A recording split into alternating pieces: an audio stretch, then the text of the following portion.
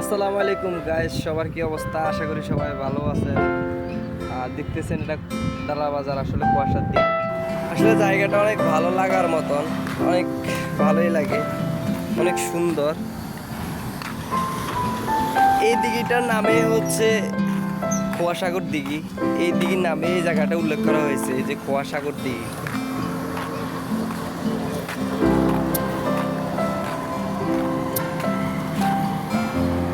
আসলে অনেক সুন্দরই লাগে।